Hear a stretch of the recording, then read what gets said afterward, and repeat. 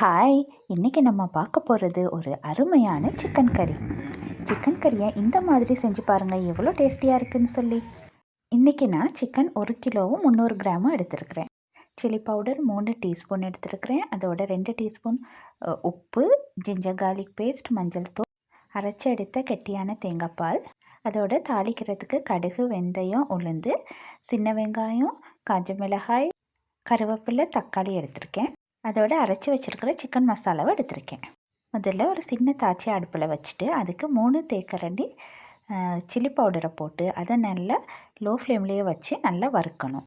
நல்லா வறுப்பட்ட உடனே கொஞ்சம் டார்க் கலராக வரும். அந்த நேரத்தில் மசாலாத்தூள் 2 தேக்கரண்டியும் போட்டு எல்லாத்தையுமே நல்லா அந்த சூட்டிலேயே வறுத்து எடுக்கணும்.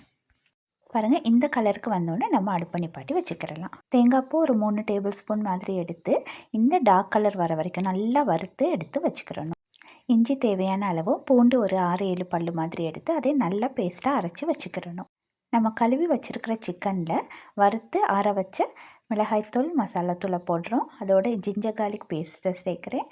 உப்புத்தூள் சேர்த்தாச்சு, மஞ்சள் தூளும் சேர்த்து நல்லா அதை மிக்ஸ் பண்ணி ஒரு 1/2 hour மாதிரி வெளியிலேயே வச்சா சரி.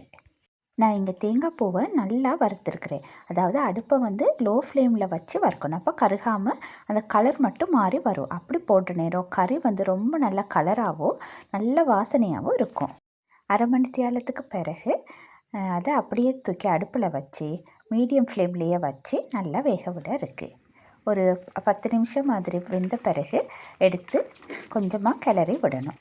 இப்போ சிக்கன் ஓரளவு வெந்து வந்துக்கிட்டு இருக்கு. அந்த நேரத்தில் உங்களுக்கு தேவையான அளவு கிரேவி எந்த அளவுக்கு வேணுமோ அந்த அளவுக்கு கொஞ்சம் தண்ணி சேர்த்துக்கிறணும். ஒரு 15-18 நிமிஷம் ஆகிற நேரம் சிக்கன் கறி நல்லாவே வெந்து வந்துடுச்சு. ரொம்ப நேரம் வேக வைக்கவும் தேவையில்லை, அதே நேரம் ரொம்ப கிளறி விடவும் தேவையில்லை. அதுக்கப்புறம் நான் வீட்டிலே செஞ்சு வச்சுருக்கிற சிக்கன் மசாலாவை அதோடு சேர்த்துக்கிறேன். பாருங்கள், அதில் ஒரு 2 டீஸ்பூன் மாதிரி சேர்த்துருக்குறேன். இப்போ அது சேர்க்குற நேரம் உங்களோட கிரேவி நல்லா திக்காக வரும். அதோடு சேர்த்து நம்ம அரைச்சி வச்சுருக்கிற தேங்காய் பாலையும் சேர்த்துருக்குறேன். நான் முதல்ல வறுத்தெடுத்தனே அந்த தேங்காய் பூவை எடுத்து நல்லா அரைச்சி திக்கான பேஸ்ட்டாக இதோடு சேர்த்துருக்கேன். அதோட சோயா சாஸ் 2 டீஸ்பூன் மாதிரி சேர்த்துருக்கேன். சிக்கன் கறியை லோ ஃப்ளேமில் வச்சுட்டு மற்ற அடுப்பில் இன்னொரு சின்ன தாச்சி வச்சு அதுக்கு எண்ணெய் விட்டு கடுகு, வெந்தயம், உளுந்து போட்டு தாளிக்க தொடங்குகிறோம். அதுக்குள்ளே நம்ம எடுத்து வச்சுருக்கிற சின்ன வெங்காயம், காஞ்ச மிளகாய், கருவேப்பிலை அதையும் போட்டு ஒரு சின்ன தாளிப்பொன்று செஞ்சு எடுத்துக்கிறேன். அதுக்குள்ளேயே தக்காளி கொஞ்சமும் போட்டிருக்கிறேன். தக்காளி கொஞ்சமாக போட்டால் கூட போதும். இப்போ பாருங்கள், சிக்கன் கறியோட வாசனையையும் அதோட வர்ற கலரையும் பாருங்கள் எவ்வளோ அருமையாக இருக்குன்னு. சிக்கன் கறியை பார்த்தாலே சாப்பிடணும்னு தோணுது தானே. நீங்களும் இந்த சிக்கன் கறி செஞ்சு பாருங்கள். நான் செஞ்சு வச்ச தாளிப்பையும் இந்த கறியோடு சேர்த்து கலந்துக்கிறேன். கொஞ்சம் நேரம் அந்த மண் சட்டியிலேயே அந்த கறியை அப்படியே விடுறோம். பாருங்கள் எவ்வளோ அழகாக இருக்குன்னு. கறி அவ்வளவு டேஸ்டியாகவும் இருக்கும்.